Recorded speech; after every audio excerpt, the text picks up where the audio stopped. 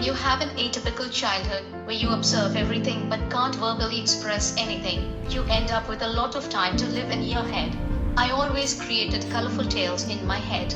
I did not have a reliable way to put the stories to paper. This changed when I was introduced to typing on the laptop. When I was 15, I think I'm able to talk to you, have my identity, and pursue my passion, all thanks to technology. As an advocate for autism, especially non-speaking autistics, my goal is to create appropriate education opportunities for us non-speakers. The first step towards achieving this would be the introduction of an alternative mode of communication, because everybody is good at something, and identifying and building on what we are good at not only makes us confident and happier, but also opens up opportunities for meaningful engagement.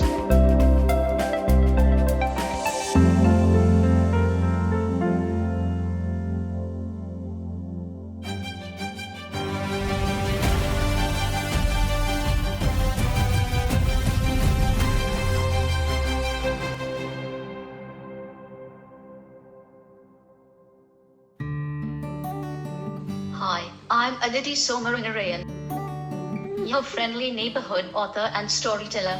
An author's world is a world of words.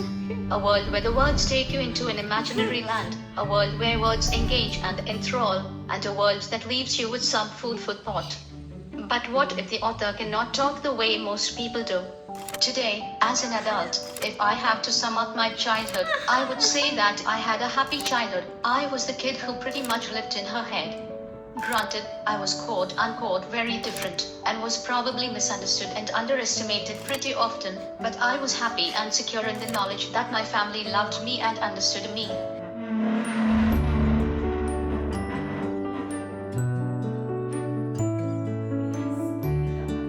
When Aditi was first diagnosed as being on the spectrum, autism, we were hearing that word for the first time. We were completely clueless, and we had no idea what it entails for our child and what the path is going to look like. When you go for a child's diagnosis, right, to a doctor, unfortunately, I don't think any doctor has the time to explain to you what the diagnosis entails, right?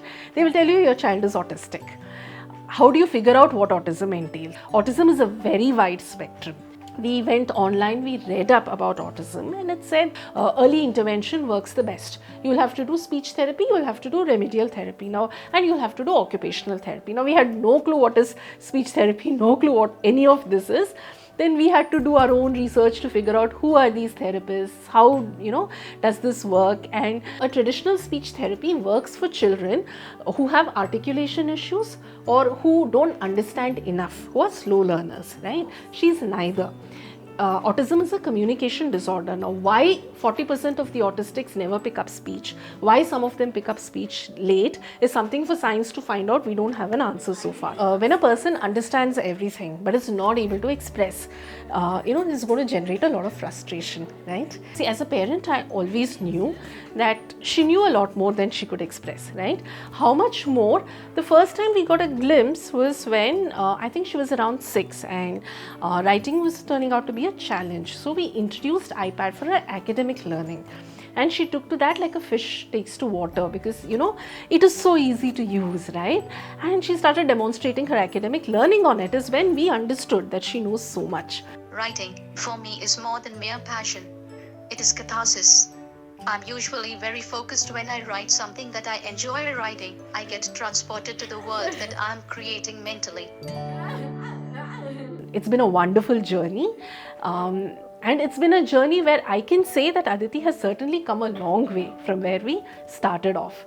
So today when I see her write all of these books, obviously as a parent I'm very proud, but honestly, if even 6 years back somebody had told me that your daughter is going to be an award-winning writer of fiction, I don't think I would have believed it. But I like to think that such is the power of thinking outside the box, and such is the power of technology. Technology has been the biggest game changer for me. It helped me find my voice. I'm able to talk to you, have my identity, and pursue my passion, all thanks to technology. And I believe that helping us non-speakers find our voice through technology will open up a world of possibilities.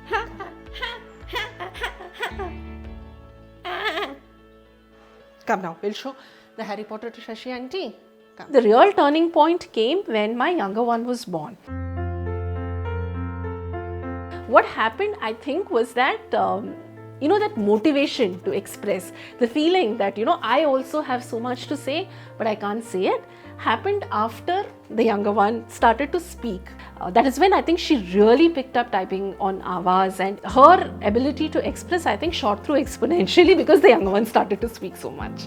I love writing fiction. Someone once said that the protagonists I create are not autistic, neither does the plot include autism, and my answer was, why should it? Writers who have diabetes don't necessarily create diabetic protagonists or spin a tale around diabetes, so why should it be any different for me? So none of her books, are about autism. Her published books, right?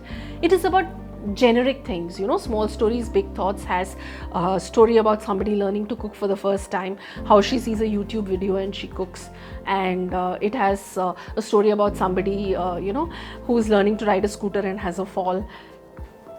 Generic stuff, nothing to do with autism. It is about people, it is stories, and it is engaging. And Gobble Thy Prejudice was a bit of an eye-opener even for us, because it is a story about an investment banker who hates cooking because she comes from a very patriarchal family, and she breaks her relationship with her family because she doesn't want to cook or get married. And she meets a person who's the son of very successful chartered accountants, but he doesn't want to take that as a profession. He runs a catering service, a cloud kitchen. So we were very surprised that she could think up of a story like that.